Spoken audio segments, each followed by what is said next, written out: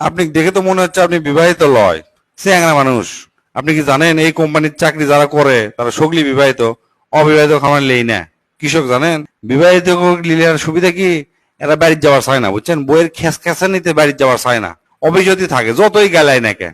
Sir আমি বিয়ে করছি, প্রয়োজনে স্যার অফিসে থাকবো, বাড়ির যাবো না, তো আমার চাকরি দরকার স্যার। আমারও ওই একই অবস্থা স্যার, আমার না ইন্টারভিউ নেন, আমি আপনি এটি চাকরি করবে চাচ্ছি। ঠিক আছে আপনি বউ লেটা রচনা করেন, যদি সুন্দর করে কভার পারেন তাহলে আপনি চাকরি কনফার্ম। স্যার কবার পাবো না মানে, আমার নিজের অভিজ্ঞতা আপনি করছি শোনেন। বউ হচ্ছে একটা গৃহপালিত প্রাণী, এরা গিন্নি নামে পরিচিত, অনেকে গৃহিণী কয়, অনেকে বাড়িয়ালি কয়, এক একজন এক একটা কয়।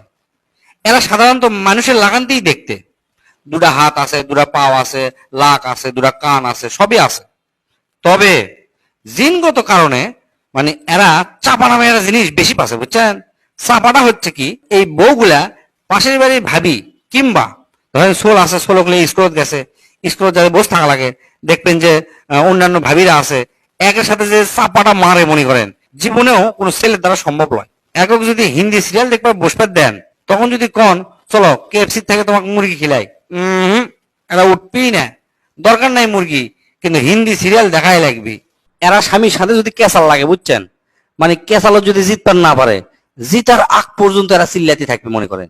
মানে স্বামীর মান সমান থাক বা না থাক, বংশের মান সমান থাক বা না থাক, সংগ্রাম চালিয়ে যাবে মনে করেন। আবার কথায় কথায় করবি কি, বাপের বাড়ি যাওয়ার আপনি আলটিমেটাম দিবি, বুঝছেন।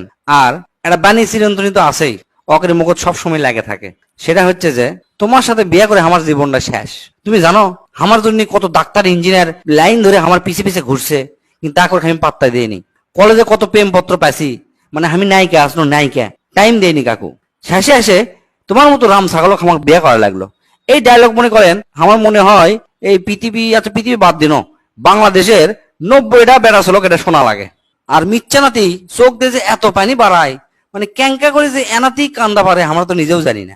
আর নারী নির্যাতনের কেস তো আছেই, মানে আমাকে পুরো একটা কপাল, পুরুষ নির্যাতনের কোনো কেস নাই। অথচ এই দেশত জরিপ করে দেখা যাবে যে 100 জনের মধ্যে 70 জন পুরুষ পুরুষ নির্যাতিত হচ্ছে, বইরা নির্যাতিত হচ্ছে না। অথচ সেই জিনিস বাংলাদেশ নাই। এটা কি কারো চোখত পড়ছে না? আর তুলনার কথা যদি একবার শোনেন, মানে প্রতিদিন আপনি তুলনার কথা শোনা লাগবে। মনে করেন আপনার বাড়ি 5 তালা, সব কিছু আছে, তারপরেও বউ কানে কাছে ঘ্যান ঘ্যান করে কি করবে জানেন, দেখছো অমুকের বাড়ি 10 তালা, অমুক BMW গাড়ি চালাচ্ছে, আর তুমি মাত্র এই টয়োটা গাড়ি চালাচ্ছ, এটা হলো?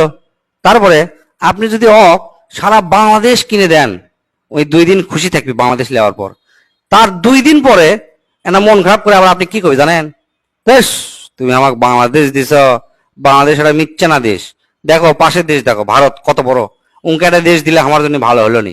মানে জীবনেও আমাকে কোনোদিন মন ভান পারবেন না। এরই নাম হচ্ছে বউ, এটাই হচ্ছে বইয়ের রচনা। ভাই আপনি এটা কি রচনা শুনালেন? আপনি রচনা শুনে তো আমার মাথায় নষ্ট হয়ে গেল। আপনি তো আমার এখনই চাকরি দিবার মন চাচ্ছে। ভাই মিথ্যা না, কষ্ট করে না বাইরে যা বসেন। আপনি অ্যাপয়েন্টমেন্ট লেটারটা লিখতে আমার যতক্ষণ দেরি, কিন্তু আপনি চাকরি হতে ততক্ষণ দেরি নাই।